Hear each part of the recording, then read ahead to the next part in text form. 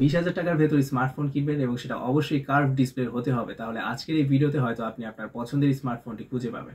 প্রথমে থাকছে আইটেলের S25 ultra. মোবাইলটিতে আপনারা 8GB র্যাম 256GB স্টোরেজ পাবেন।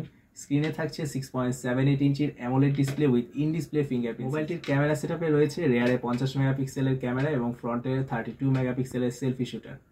এই মোবাইলটিতে আপনারা দুটি সিম এবং একটি মেমোরি কার্ড ব্যবহার করতে পারেন। আইটেল S25 আলট্রা মোবাইলটির পাওয়ার সেটআপে রয়েছে 5000 mAh এর ব্যাটারি এবং 18 ওয়াটের একটি ফাস্ট চার্জ। দ্বিতীয় নম্বরে যে মোবাইলটি রয়েছে সেটি হচ্ছে হেলিও 100। এই মোবাইলটিতেও আপনারা 8GB র্যাম 256GB স্টোরেজ পাবেন। স্ক্রিনে থাকছে 6.678 ইঞ্চির কার্ভ অ্যামোলেড প্যানেল, সাথে ইন ডিসপ্লে ফিঙ্গারপ্রিন্ট সেন্সর।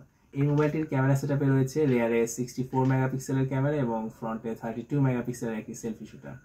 এই মোবাইলটিতে আপনারা দুটি সিম ব্যবহার করতে পারবেন, তবে কোনো এক্সটার্নাল মেমোরি কার্ড ব্যবহার করার সুযোগ থাকছে না। এবার হচ্ছে হেলিও 100 এর পাওয়ার সেকশনে থাকছে 5000 mAh এর একটি ব্যাটারি এবং 33 ওয়াটের একটি ফাস্ট চার্জ। এই দুটি ফোনেই কিন্তু IP64 এর রেটিং রয়েছে, তবে ভাই আপনারা কেউ আবার পানিতে চুবাইতে চান না।